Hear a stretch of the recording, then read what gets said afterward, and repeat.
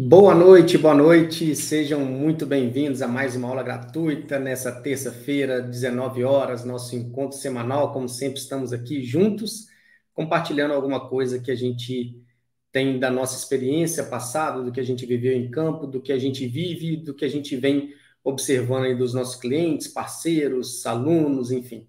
Então, a gente trouxe aqui um dos temas mais pedidos também, que é o que a indústria 4.0 altera na gestão de manutenção. A gente vai falar sobre tecnologia, sobre a indústria 4.0, vamos falar sobre gestão e vamos ligar essas duas coisas aí para mostrar o que vem acontecendo na indústria e o que a gente, como agentes de transformação, podemos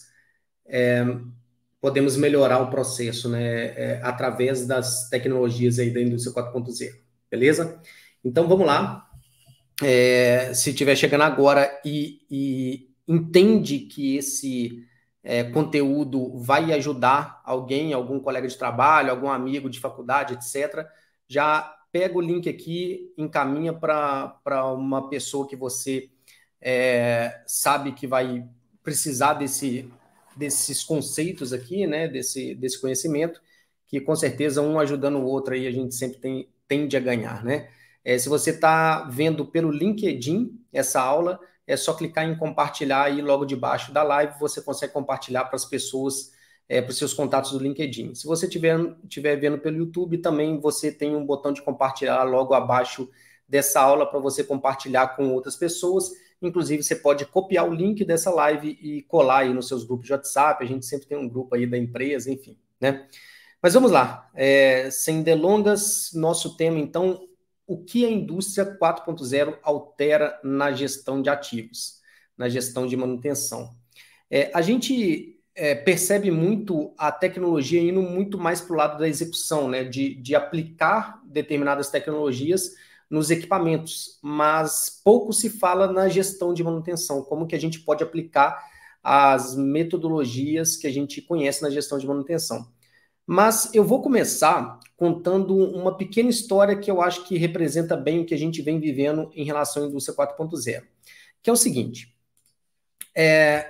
Na década de 80, eu nasci em 80, então eu era até os meus 10 anos aí, né, de idade, o meu pai trabalhava na Telemig, que era a estatal que respondia pela telefonia de Minas Gerais.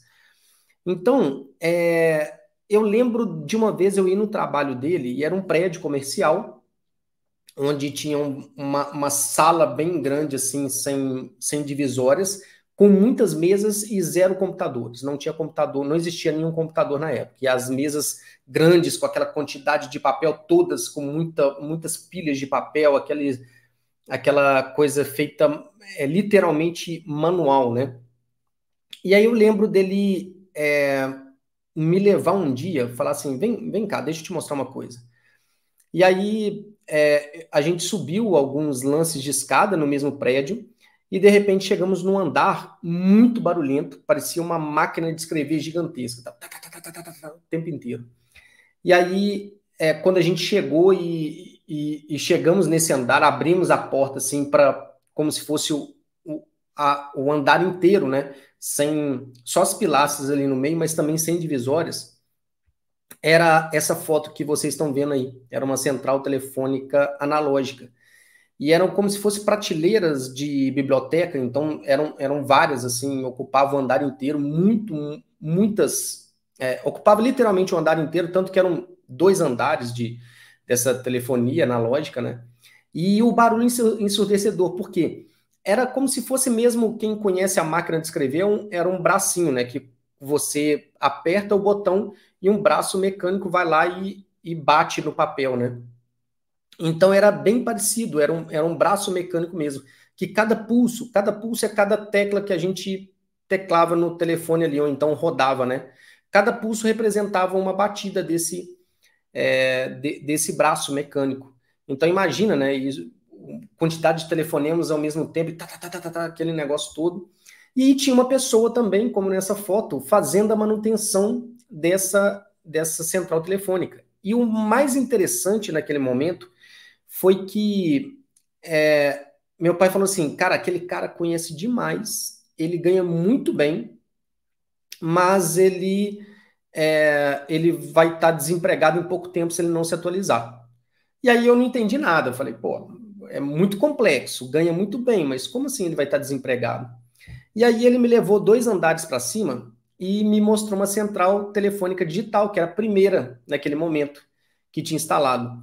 Então tinham 2 andares dessa telefonia analógica, preenchendo todo o andar, e num terceiro andar tinha uma telefonia digital, que era uma salinha pequenininha lá no canto, então estava tudo vazio, parecia que tinha limpado, devia ter uma outra analógica ali, limpado o andar inteiro e só uma divisóriazinha, né, um drywall com um vidro, tipo sala de reunião aí na indústria tem muito, mas que você consegue ver do lado de dentro e tinha algumas luzes piscando ali, extremamente silencioso, vazio o andar. E ele falou assim, essa central é a primeira central digital daqui e ela representa os 2 andares de baixo. Então, assim, foi uma revolução gigantesca naquele momento, uma troca de tecnologia muito grande e uma necessidade de se atualizar, né? Hoje a gente fala muito assim, a indústria 4.0 vai roubar o emprego das pessoas, tal, tal. E, na verdade, assim, como o mundo, desde que é mundo, as coisas vão mudando, né? As funções vão mudando porque as tecnologias vão avançando também por uma série de outros fatores, ou seja, não é que vai roubar o emprego, né? Mas aquele cara da central analógica, ele pode se atualizar e ir para a central digital e talvez ganhar até mais dinheiro do que ele ganhava antes. Então, é uma questão muito mais de ir atualizando, nós como profissionais, ir atualizando à medida que também as tecnologias vão se atualizando, né? Parece uma coisa lógica, mas para muita gente não é. Então, esse para mim foi o meu primeiro contato com uma mudança de tecnologia tão brusca que muda toda a forma de trabalho e muda toda a forma, inclusive, da prestação do serviço, né, de telefonia, que fica muito melhor com a central digital do que quando era analógica. E aí, assim, trazendo para o mercado industrial e tudo, né, falando em indústria 4.0, né, qual que é o mercado que mais investe em tecnologia? E aí a gente pode ir para alguns exemplos disso. Por exemplo, a Fórmula 1 ela é um grande laboratório para o que a gente vê logo depois nos carros populares, né, nos carros que a gente compra. Então, muitas das tecnologias dos carros que a gente compra começou lá na Fórmula 1 e depois foi adequado para chegar até a gente. Porém, tem um mercado que inevitavelmente vai estar na ponta da tecnologia, porque não tem uma outra forma de se fazer esse mercado, senão com muita tecnologia.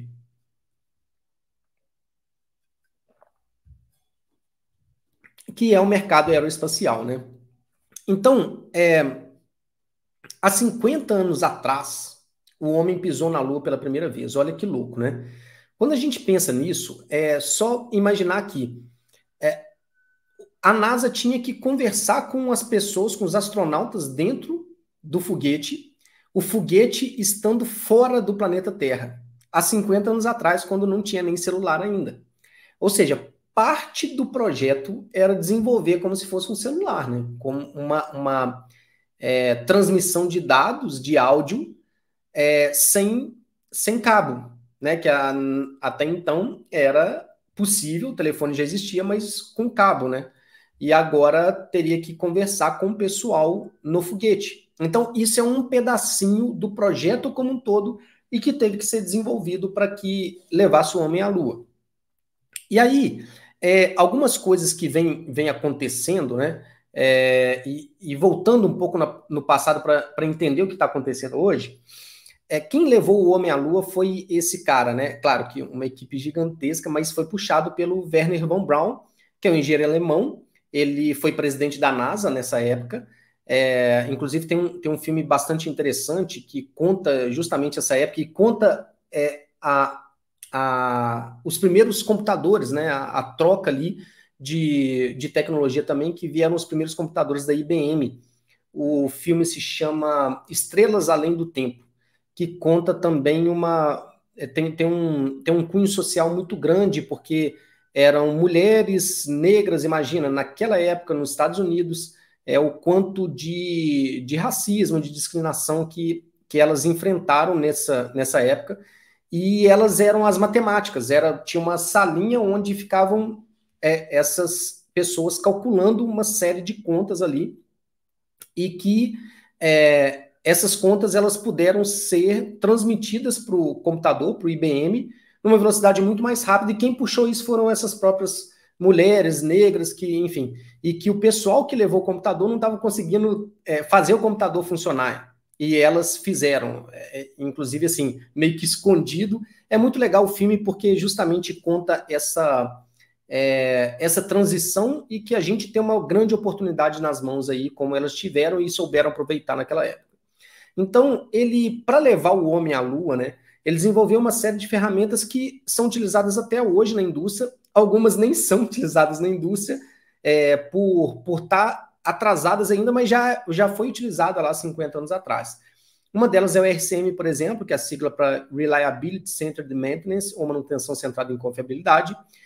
Outra foi a árvore de falhas, e aí eu estou colocando duas ferramentas de gestão, que é o nosso foco aqui hoje, né? Falar sobre a gestão de manutenção. Então, isso já foi usado naquela época, imagina hoje, né? Com toda a tecnologia disponível, o que não está sendo utilizado também, né? Então, trazendo para os tempos atuais, a NASA ela pretende estabelecer uma base na Lua por volta de 2028. Isso, se você for no site da NASA, você vai ver essa informação.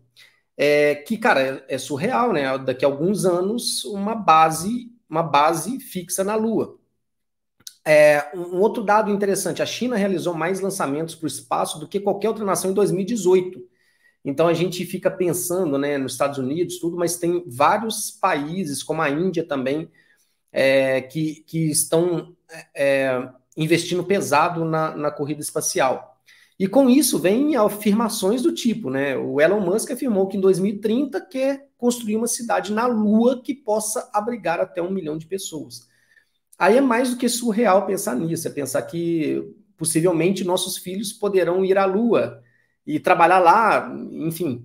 É uma coisa assim, mas não foi eu que falei, tá? É o Elon Musk que falou. E assim, a gente acha que não, mas esse cara, só para contextualizar, né? O Elon Musk, hoje ele é CEO e CTO da SpaceX, CEO da Tesla, vice-presidente da OpenAI, que é do ChatGPT, é o CEO da Neuralink, presidente da SolarCity, e ele tem vários projetos hoje. O primeiro deles é habitar Marte, né? Então ele tem um projeto muito grande de habitar Marte. Ele tem inclusive a foto no escritório dele de como ficaria Marte habitado. Tem o projeto do Hyperloop. Hyperloop é como se fosse um túnel que passa um trem lá dentro, porém um túnel a vácuo. Então tiraria toda a ineficiência de um processo de transporte e conseguiria fazer muito mais rápido. Se eu não me engano, cerca de 15, 20 minutos faria do Rio a São Paulo, por exemplo. O projeto de Neuralink. Neuralink é um projeto que está ligando sensores, literalmente, né, ao cérebro humano para estimular algumas partes do cérebro e conseguir, por exemplo, fazer com que pessoas voltem a andar, estimulem o que precisa fazer no cérebro e, consequentemente, no corpo para voltar a andar, ou doenças mentais, depressão e assim por diante. Ele está investindo muito também em novas baterias, né? O Elon Musk é o cara da Tesla, então falar em carro elétrico, a gente está falando diretamente em bateria, né? Imagina que a bateria durasse 10 vezes mais do que dura hoje, né? Já mudaria bastante o mercado automobilístico. E, por fim, a Starlink, que já tem centenas de satélites do Elon Musk, da SpaceX, no caso, né, no entorno da Terra, e provendo internet até nos lugares mais remotos, por exemplo, em ilhas distantes de tudo, né, no meio do oceano, enfim, porque ele está distribuído no entorno do planeta Terra, então já é uma realidade, já é comercial, né? Nós, como pessoas físicas, já podemos assinar um plano da Starlink aqui no Brasil. E quando a gente olha para a iniciativa privada, porque antes a gente só falava em NASA, no governo chinês e por aí vai, né? Esses três caras, eles já investem e já foram, inclusive, em alguns foguetes aí, né? Que é o Jeff Bezos, da Amazon, que é o da esquerda, né? E ele tem a sua empresa de aeroespacial, o Richard Branson, que é esse do meio, né? Que é da Virgin, e o Elon Musk, como eu já tinha falado, na SpaceX. Mas para que a gente entenda bem o que aconteceu ao longo dos anos, né? Vamos dar um passo um pouco para trás aí para a gente poder entender como que a gente chegou até aqui, né? A primeira revolução industrial, chamada de primeira revolução industrial, ela aconteceu por volta de 1750 a 1850. O que foi isso? Aconteceu principalmente em Londres e começaram as primeiras máquinas a vapor, ou seja, antes dessas máquinas a vapor era tudo feito manualmente, tudo 100% artesanal, e em Londres começou a indústria têxtil, que é representada por essa foto. A indústria têxtil começou a ter caldeiras a vapor, então queimavam um combustível como lenha, por exemplo. Esse vapor, por sua vez, saía e rodava alguma roda, né, algum eixo, que era conectado a outro e assim por diante. Então ia rodando uma série de engrenamentos que ia transmitindo de um eixo para o outro e começou a ter as primeiras máquinas a vapor, as primeiras máquinas industriais que não depende 100% do fator humano ali. Então tem uma máquina ajudando a fazer essa produção. Então foi a primeira revolução industrial, aliás, foi uma das maiores migrações do campo, né, da zona rural para os grandes centros, no caso de Londres, que na época teve mais de 1 milhão de habitantes em 1750, né? Então é surreal imaginar isso também.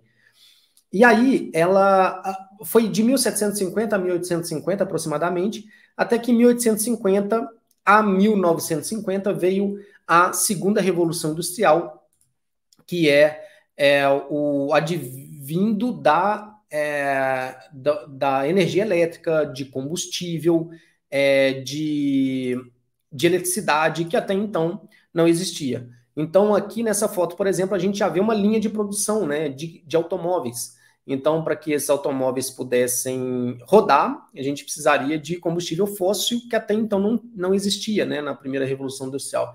Então, a segunda Revolução Industrial, imaginar que veio a energia elétrica, muda tudo, né? Muda toda a concepção de indústria e tudo. Isso aconteceu entre 1850 e 1950. Interessante ver essa linha de produção, que hoje não é tão diferente a concepção, né? É claro que tudo muda, a tecnologia muda, o layout, espaço, assim. Mas essa linha de produção, o layout que eu falo da linha de produção, ela não mudou tanto assim, né? Para a fabricação de automóveis hoje. Então, foi muito importante a segunda revolução, ela trouxe muitas coisas que são utilizadas até hoje, e aí veio, então, a terceira revolução industrial, que é a de 1950 até os anos 2000, aproximadamente, que é a era dos dados, né? De passar as informações que estavam no papel para computadores. Então, vieram os primeiros computadores, e você veja um computador da Apple, um dos primeiros ali, né? Com tela preta e verde, e que foi avançando até o que a gente tem hoje. E aí perceba o seguinte, a primeira revolução foram cerca de 100 anos, a segunda revolução cerca de 100 anos, a terceira nós já estamos falando que caiu pela metade, né? Ou seja, a tecnologia ela avançou muito em pouco tempo, né? Comparado ao que a gente vinha tendo antes. Então, a terceira revolução já foram cerca de 50 anos, de 1950 aos anos 2000. E os anos 2000 veio com a quarta revolução industrial, também chamada de indústria 4.0. Então, indústria 4.0 nada mais é do que a conectividade. Ela poderia ser representada bastante pela palavra conectividade. Então, aqui um exemplo, né, de indústria 4.0 aplicado à nossa realidade atual, né?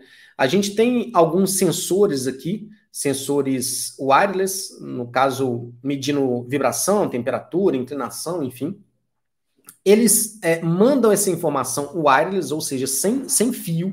Aliás, o wireless foi uma das principais tecnologias que revolucionou bastante. Se a gente for ver a indústria 4.0 hoje, tem muita tecnologia que não está na indústria, que está aqui com a gente, né? O próprio celular, ele usa wireless o tempo inteiro, usa cloud, né? A nuvem. Então, assim, o sensor, por exemplo, ele está transmitindo uma informação que é mandada para a nuvem, e essa informação ela pode ser compartilhada via APIs, ou seja, como tem vários hoje softwares e plataformas rodando na nuvem, elas se conectam por APIs, então fica tudo muito mais fácil, né, essa conexão e esse compartilhamento de dados. Isso faz com que a gente tenha também as startups que vêm revolucionando tudo que a gente conhece, né, de tecnologia no mundo, ou seja, são empresas que conseguem fazer produtos escaláveis, né, repetitivos e escaláveis, ou seja, com uma estrutura ainda pequena, ela consegue escalar o faturamento em uma entrega muito maior, mantendo uma estrutura de pessoas e de a própria infraestrutura da empresa mais baixa, né? A gente tem banco de dados muito mais robustos, isso faz com que a gente consiga analisar, transmitir, analisar e rodar muito mais dados do que antes, né? Dashboards, então, dashboard em tempo real, trazer essa análise em tempo real, isso é possível porque agora o sensor já acabou de fazer a leitura, acabou de enviar esses dados, foi para a nuvem e já atualiza o dashboard. Então, a gente consegue ter um delay muito menor do que antigamente e consegue fazer a gestão muito mais em tempo real. Além de várias aplicações aí nos processos produtivos. Eu estou dando um dos exemplos, mas a gente pode citar várias outras tecnologias, como wireless, como eu falei, a transmissão de dados sem fio, cloud, como eu falei, na nuvem, big data, que é esse grande número na verdade, é um grande potencial de transmissão e de processamento de dados, né, de uma grande quantidade de dados. A inteligência artificial, que hoje vai ser, assim, está sendo a bola da vez, eu acho que vai ser por muito tempo. Não sei se seria a melhor expressão, a bola da vez, mas a gente vai ver cada vez mais o uso da inteligência artificial, ela vai ajudar muito em todos os processos, sejam na nossa rotina diária, como pessoa física mesmo, agora levando para a indústria, muito vai ser aplicado na indústria, com certeza. A gente tem blockchain, que é uma tecnologia de segurança de algoritmos, né, que conseguem processar com muito mais segurança, é como se fosse um algoritmo anti-pirataria, como se fosse isso, né? Então a gente, por exemplo, vê algumas loucuras como, foi leiloado um quadro por 25 milhões de dólares no metaverso. Aí você pensa assim, cara, um quadro no metaverso não dá para só tirar um print da tela e... Então, o blockchain, ele vem com uma tecnologia que cada objeto, seja ele físico ou digital, ele pode ter um ID, como se fosse um CPF, né?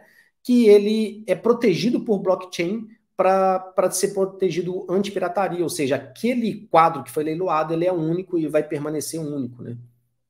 A gente tem o machine learning, que é a máquina aprendendo com a própria máquina, e aí, claro, as tecnologias, elas têm uma interface direta, né? Então a gente está falando de machine learning junto à inteligência artificial, por exemplo, enfim. Nós temos impressora 3D que também nós só estamos enxergando a pontinha do iceberg em relação ao que impressoras 3D podem fazer ainda. Carros autônomos, né? Imaginar carros andando sozinho aí por uma série de sensores também é louco, né? Mas é o que já é realidade. Operação remota, que não são os carros autônomos, totalmente autônomos, mas uma operação remota. A gente já vê muito isso em mineração, os operadores, né, de fora de estrada, por exemplo, fazendo operação à distância. A gente tem a tecnologia Vision. Vision, a tecnologia está muito mais no software do que na própria câmera, mas é uma câmera apontada para algum processo produtivo, por exemplo, que detecta falhas naquele processo. Supondo que eu tenho uma coloração que determinada cor de um produto ele está com uma falha. Então ele consegue distinguir isso, enfim. E aí, N aplicações, né? Falei um exemplo, mas teria N aplicações, inclusive na manutenção. Realidade aumentada, ou também realidade mista, né? É aquela que você consegue ver em 3D um objeto, ele no ar, assim, né? É virtual aquilo, né? E você pode ter essa realidade aumentada, simplesmente ver esse objeto, enfim, ou uma realidade mista onde você vê esse objeto, mas também você consegue continuar vendo o que você já vê sem óculos, sem nada, né? Ou seja, você está olhando para um painel elétrico, por exemplo, e no painel elétrico ele já tira informações ali em tempo real por realidade aumentada, sendo que o painel elétrico ele é real, né? Então seria uma realidade mista. E o metaverso industrial, também chamado digital twins, né? Ou gêmeos digitais, que projeta no ambiente digital o ambiente físico real, e com isso dá para a gente fazer uma série de simulações para que, se a gente errar, a gente erre no ambiente digital, né? Não no ambiente físico, que custaria muito mais caro.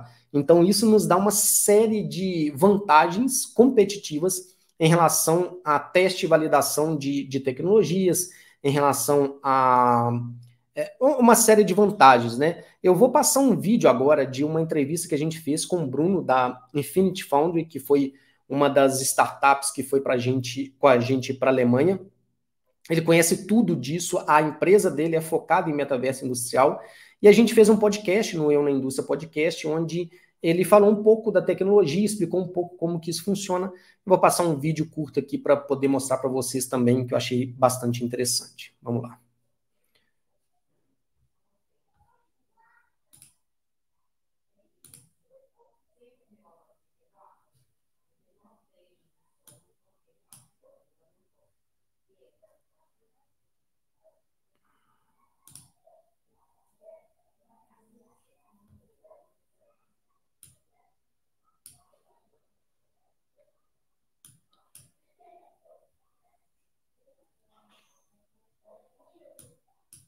Opa, peraí, deu errado.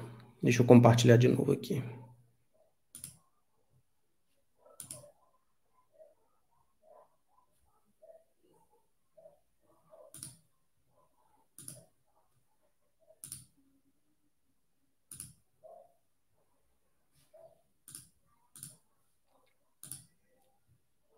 Do 3D, né? Então a gente usa uns scanners da Faro. E aí, a partir do scanner, a gente tem essa o que a gente chama de nuvem de pontos, né? Então são milhões de pontos aqui que eles têm coordenadas, tá? E tem o RGB, que são as cores, né? Então eles me dão a exata posição de qualquer objeto, qualquer processo ali. Depois essa nuvem de pontos a gente joga para o software de CAD, não vamos inventar a roda, né? Então aí a gente modela todo o processo, principalmente a parte civil, cara. Civil é um negócio que, cara, 99,100% das empresas que a gente atua, se você vai pelos desenhos de arquitetura, tá tudo fora. Aí você tem uma interferência lá que vai te dar um custo lascado. E os equipamentos também a gente faz essa modelação já pensando nesse próximo passo, né? A gente usa ali os softwares de CAD, e aí a gente já pensa como que a gente vai conectar esse cara, né? Então, basicamente, ele aqui a gente já jogou ele no Unity, tá? E aí a gente já tem toda a parte de animação. Então, a partir do momento que você tem aqui Unity é o software de game. É o engine de jogos, exato. Então, a movimentação, todo esse processo a gente cria dentro do Unity. E o controlador. Então, o controlador, a gente consegue ler, né, o arquivo, ler o dado do PLC ou do controlador. E aí, a partir desse dado, a gente coleta, a gente joga isso para o processo. E aí a gente tem uma série de outros processos aí, processos manuais, né, que a gente desenvolveu lá. Então a gente usa trajes aqui para o processo. Tipo do filme Avatar. Isso, para a parte de processos manuais, etc. Aqui a gente tem aqui os dashboards, que a gente chama, né? Então, cara, a gente está no engine de jogos. Então, basicamente, criar isso são telas igual telas de videogame, mas são processos que fazem cálculos, né? Eles não só recebem dados, a gente consegue colocar, tem todo um back por trás do gene, que faz cálculos, faz uma série de processos aqui que a gente vai conseguir ter elementos. Então, alarmes, a gente tem aqui os processos assim, que são mais de alarmística. A gente pode mandar um alarme para o pessoal da manutenção, por exemplo, tem uma falha com cor vermelha, uma falha com cor amarela, tanto faz, né? E aí você vai criando nesse processo e vai adicionando processos, né? Então, né, a gente teve uma falha ali, ela já alarmou qual é o sensor, então a gente fica muito mais fácil de localizar, fica muito mais fácil de fazer o processo, né?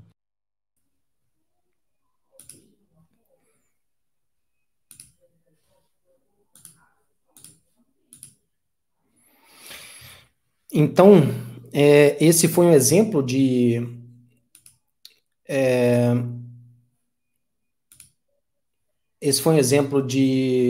aplicação, né, do metaverso industrial, que, enfim, sensacional, tem muita aplicação, né? Muita coisa para a gente que daria para a gente aplicar sem ter que mudar layout, etc. Quantas vezes, né? Nós, como manutenção, a gente que dava todo o suporte, para não falar que a gente que fez, né? Toda mudança de layout, uma mudança grande de processo e que nos custa, muitas vezes, deslocar nossa mão de obra, que seria para preventiva, para, de fato, atender a manutenção para outros fins que não é esse, e depois pagar a conta no futuro próximo de equipamentos quebrados, etc., por a gente não ter conseguido alocar da forma correta a nossa mão de obra. E o metaverso industrial, ele ajudaria bastante em todo esse... em testar sem ter que testar em campo, né? E ficaria muito mais barato. Então, trazendo todas essas tecnologias para o nosso ambiente de gestão de manutenção, vamos pensar o seguinte: se a tecnologia ela é um atalho, né? Ela uma forma da gente... é um catalisador, né? Uma forma da gente atalhar o processo e fazer com que ele se torne mais eficiente, ou seja, não é o fim, né? A tecnologia não é o fim, mas é um meio para tornar os processos mais eficientes. Vamos pensar quais as atividades que mais tomam o nosso tempo como gestão, como planejamento, programação, controle, como supervisor, como gerente de manutenção, como toda a parte de gestão de manutenção. Então, abrir OS toma muito tempo, fechar OS toma muito tempo, abrir requisição de compra, acompanhar pedido de compra, ver se o material chegou, fazer relatório para o chefe, isso toma muito tempo, sempre, né? Fazer indicadores, né? Fazer mesmo os indicadores, estratificar dados, colocar em planilha, etc. Tal. Deslocamento para a área produtiva, urgências de corretivas, receber fornecedores, atender solicitações de serviço, tempo gasto no software, às vezes o software é muito burocrático, enfim. Tudo isso toma tempo e toma muito tempo de nós gestores, né? Então, olhando para o fluxo básico, o ciclo básico da manutenção, né? O que a gente tem? Primeiro, a gente tem uma inspeção, uma preditiva, alguma coisa que a gente vai olhar para a falha antes dela acontecer, né? Ela é uma detecção de falha. Na sequência, depois de detectada a falha, a gente vai criando ordens de serviço para tratar cada uma dessas falhas possíveis de acontecer. Então, a gente vem para a parte de planejamento, que são essas OS de não conformidades, mas que a gente vai fazer todo o aprovisionamento de recursos, prover mão de obra, materiais, serviços, ferramentas e assim por diante. Tendo todos esses recursos, a gente pode programar, ou seja, colocar numa linha de tempo, num cronograma mesmo, né, para que determinada pessoa execute essa atividade, enfim.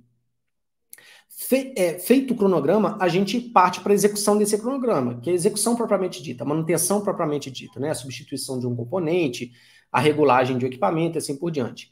E, por fim, fechando o ciclo, é o histórico, né, é o encerramento da ordem de serviço e a geração de histórico, ou seja, todos os dados que a gente coleta a partir da execução, do que aconteceu na execução, isso pode se transformar em diversas estatísticas, tabelas, gráficos, e a gente pode analisar tudo isso, uma vez que a manutenção é cíclica, né? Eu estou falando aqui de um ciclo, apesar da figura estar em linha, é um ciclo, né? Ele retorna no primeiro passo, que vai para o segundo e assim por diante. Então, como a manutenção ela é cíclica, quanto mais eu aprendo com uma atividade, melhor eu vou fazer ela no futuro, porque com certeza ela vai se repetir no futuro. Então, eu aprendo com ela hoje para fazer melhor no futuro. E aí é onde que é o controle que fecha todo o ciclo. Se a gente for olhar cada etapa desse processo, algumas das tecnologias que a gente falou aqui, o que, que a gente pode fazer para otimizar em cada etapa do processo, a gente pode ver que, por exemplo, na detecção de falha, a gente pode usar sensores, né? Sensor para detectar falha antes dela acontecer. Então, eu posso ter o melhor inspetor do mundo que ele não substitui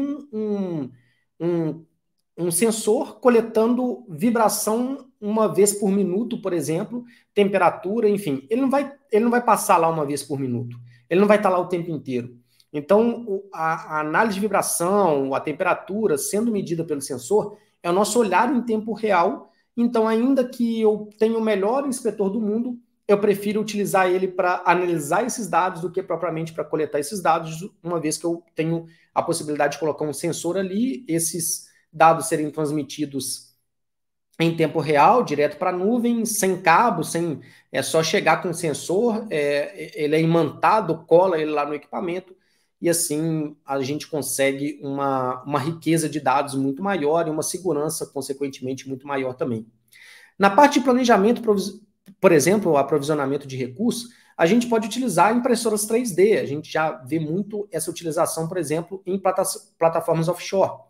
Plataformas offshore é tudo mais complicado, né? Você imagina, faltou um parafuso, manda um motoboy ali na esquina pegar. Não existe isso na plataforma, né? São logísticas muito complicadas. Então, hoje a gente tem, por exemplo, impressora 3D de metal e utilizada para imprimir, né, peças metálicas. Imagina, então, a gente tem um avanço muito grande. Eu estou falando uma tecnologia, estou citando uma em cada ponto, tá? Mas a gente poderia falar várias aqui. Na parte de programação, o próprio Melvin hoje, nosso software de manutenção, a gente consegue dividir essas ordens de serviço muito rapidamente num cronograma semanal. E, aliás, quando a gente tem uma atividade de rotina, que é sempre a mesma pessoa, por exemplo, uma inspeção, é sempre o mesmo inspetor, e ele já tem aquela rotina, ó, segunda-feira eu faço a inspeção da área tal, terça tal, tal. Isso a gente já consegue programar automaticamente e não ter que ir lá fazer essa programação. Ou seja, a gente tira uma boa parte de tempo do planejador, ou do programador, para poder fazer isso, uma vez que o sistema já traz isso pronto. Além disso, a gente vem trabalhando com inteligência artificial para poder fazer essa programação de forma automática também. Então, a inteligência artificial ela vai caber em praticamente todos os processos aqui, né? Se a gente for para a execução, qual que é uma grande ineficiência da execução? É o papel, né?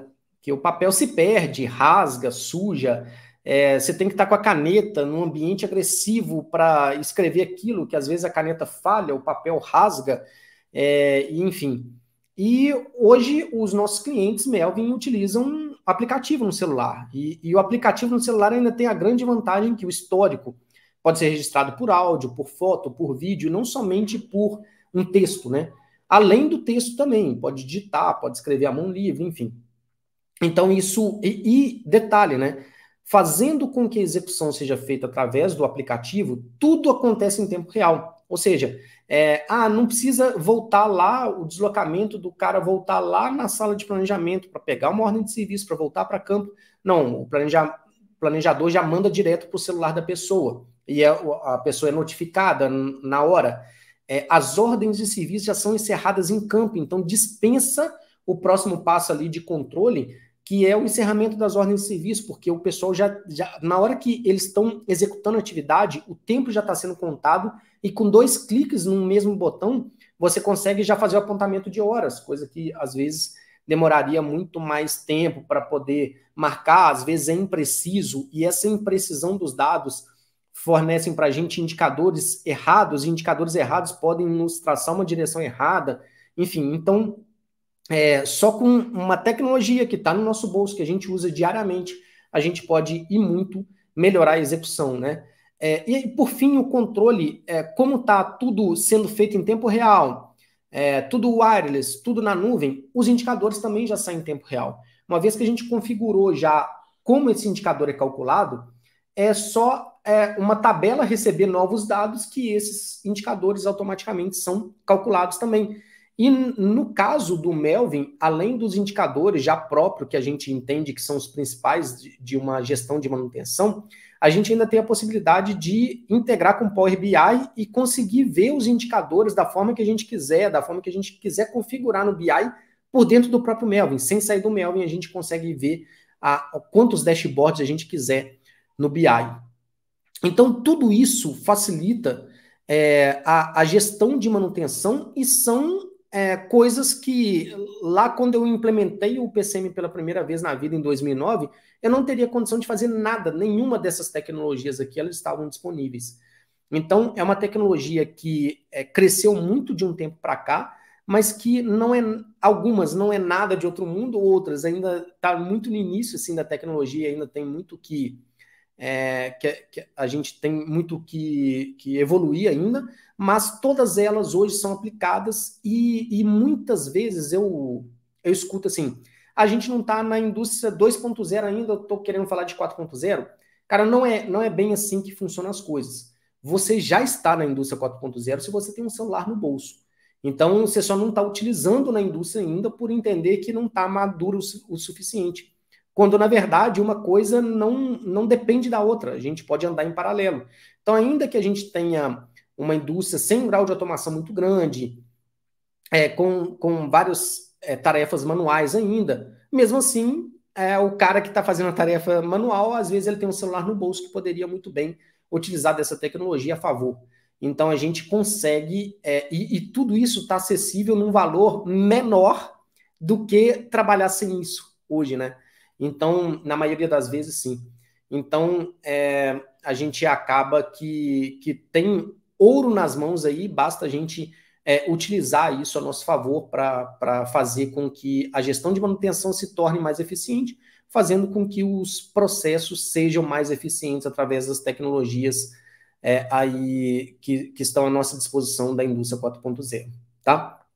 Então, era isso que eu queria passar hoje. Eu gosto muito, muito desse tema desde sempre, como eu falei na história inicialmente, e eu gosto sempre de falar sobre isso, e sempre quando eu atualizo essa apresentação, eu atualizo com novidades, né? Com o que está vindo de novo aí no mercado, o que a gente vem observando, etc. Por exemplo, os gêmeos digitais, né? Foi um tema muito presente, tanto os gêmeos digitais quanto a impressão 3D. Eu vi muito, muito na feira da Hannover Messe esse ano na Alemanha. Então, a maior feira industrial do mundo. Eu estive lá em abril e foi sensacional, assim, de ver que duas coisas principais me chamaram a atenção. A primeira delas é que é uma feira gigante, mas os temas não são tão diferentes das feiras que a gente vê aqui no Brasil. Então, a gente não está... nós não perdemos em feira para eles. Segundo ponto é que em conectividade, indústria 4.0, eu julgo que nós estamos na frente, tá? O Brasil ainda está na frente da Alemanha. A Alemanha é muito bom em 3.0, em automação, em processos automatizados, tudo, mas em conectividade ela ainda tem muito para andar. E um terceiro ponto que me chamou a atenção, assim, é que impressão 3D e metaverso foram muito falados por várias empresas. Então, metaverso, o SAP estava falando em metaverso industrial, a AWS, a Microsoft, a Siemens. Então, a Siemens, inclusive, fez uma parceria com a NVIDIA e trouxe uma tecnologia bem interessante, assim, bem mais realista do metaverso, enfim. Mas todas essas tecnologias, inteligência artificial, estava em tudo, né? Então, vai ser cada vez mais falado e estão aí à nossa disposição para a gente utilizar. Basta a gente correr atrás, nós sermos as pessoas que vão, de fato, fazer essa implementação, né? Sermos os agentes de transformação da indústria 4.0, que aí está uma grande oportunidade para nós como profissionais. Beleza? Quinta-feira, nosso encontro aí às 19 no Eu na Indústria Podcast. Na terça que vem, uma aula com alguém da equipe aqui sobre gestão de manutenção. Valeu, abraço a todos aí, sucesso.